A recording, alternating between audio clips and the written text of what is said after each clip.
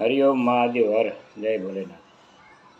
પરિક્રમમાં ગયા 4-5 જણા આપણે જુનાગઢ પરિક્રમ થાય ને ભાઈ દિવાળી ઉપર, અને પરિક્રમમાં 4-5 જણા ગયા પરિક્રમ કરતા હતા. પછી દીવ હોય ને ત્યાં જગ્યા સારી હોય ને ત્યાં એમ લાગે કે આ જગ્યા સારી છે થોડીક, તો ચોખવાડી કરીને ત્યાં વિહામો કરે, રાત ગુજારે ને રાત કાઢે. નકર પછી અંધારું થયા પછી કાંઈ નક્કી નહીં, અમે બધા સંડાસ કરેલા હોય ને એમાં કાંઈ મેળ ન હોય ત્યાં આપણે હોઈએ, એ બધું દીધી છતાં એ વ્યવસ્થા કરી નાખે બધા, પાણી લઈ આવે નથી બધું કરી નાખે કમ્પ્લેટ. પછી દિયા હાથમાં પછી એને એ બધું રેડી કરીને પાણી ભરી આવ્યા ને ખીચડી ને એવું બધું લઈ ગયા થાય એટલે, તો એ કે ખીચડી આપણે બનાવીએ.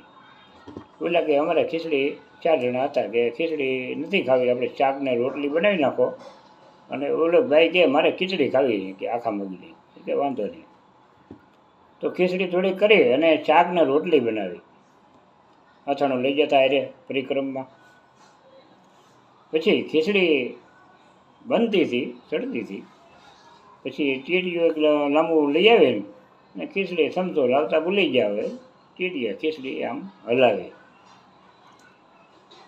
હલાવીને પછી ખીચડી બની ગઈ, ઉતારી લીધી. શાક ને રોટલી બનાવી. પછી હવ ભાઈ જમવા બેઠા 4 જણા જમવા બેઠા. તો ઓલા શાક રોટલી 3 ખાધી અને આ કે મારે ખીચડીને શાક ખાવું છે, મારે રોટલી નથી ખાવી, કે બહુ સારું.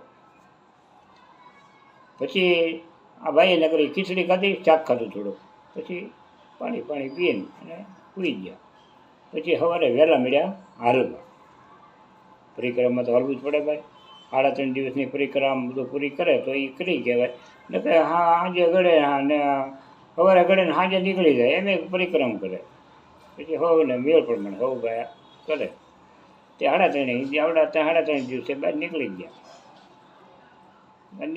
પછી હો જુદા કરીને હો એક ગામના જ હતા બધા, હો રીતે હો ધંધે લાગી ગયા. પછી ખીચડી જે ભાઈએ ખાધી ને એ ભાઈને ભૂખ જ ન લાગે, પેટ ભરીને ભર્યું, ભૂખ જ ન લાગે. ખાવા બે તો એ કે નહીં મને પેટ ભરેલું છે, મને નથી ખાવું. તો 6 મહિના વી ગયા ખાધા પીધા અને વરહ આખું વી ગયું તો એક આમ પેટ ભરેલું ભર્યું, મને નથી ખાવું એ કે. પછી જુનાગઢથી મેચમાં આવ્યા અને વાત કરી એને મળ્યા તે ભાઈ અમે પરિક્રમ કરવા જતા ને હવે આ ખીચડી આ રીતે અમે લાકડા કે આપણે હજુ સુધી લાકડા કાંઈ ઓળખીએ નહીં, ગેર છે ભાઈ ત્યાં તો ગેર આપણે ઓળખીને એવા ઝાડવા છે અહીંયા નામી ન સાંભળ્યું હોય. હવે એ લાકડાથી એને ખીચડી હલાવી અને એ લાકડાનો તત્વો રસ અંદર ગયેલો થોડો ઘણો અને એ ખીચડી ખાધી ભાઈએ. ખીચડી ખાધી એટલે પેટ ફૂલ ભરેલું, ભૂખ જ નહીં. આ જે સાધુ સંતો એ ઓળખે, જે જુનાગઢની અંદર રહેતા હોય મહાત્માઓ, એ ઔષધિને ઓળખે. એ વસ્તુ એ ખાધી હોય ને પછી સમાધિમાં બેસી જાય એટલે 12 મહિના સુધી એને ખાવું જ ન પડે, એને સમાધિમાં બેઠા જ રહે.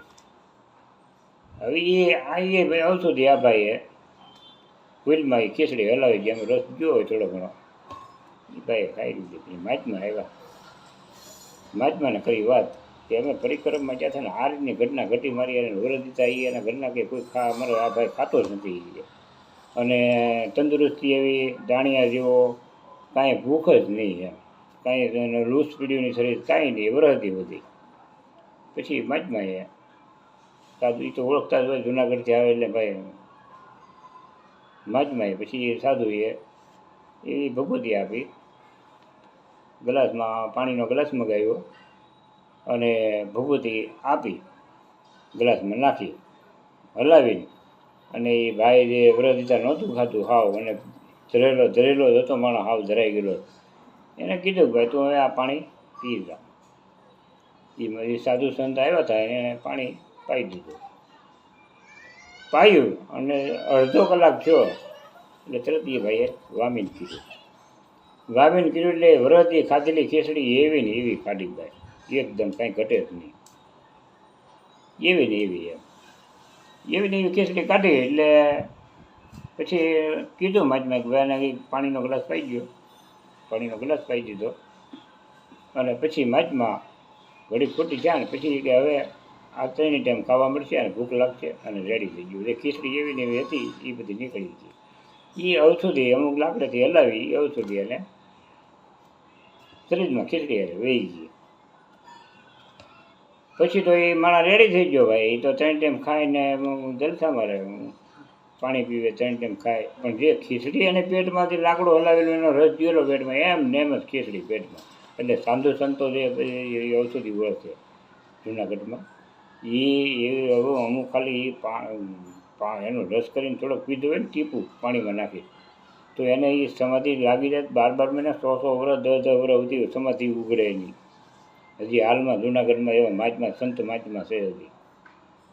એટલે આ વાત મારી ગમી હોય તો ભાઈ લાઈક કરજો, સબસ્ક્રાઈબ કરજો, અને ગમે તો 2 જણાને મોકલજો. બાપા જય ભોલેનાથ, જય મહાદેવ, હર જય મહાદેવ.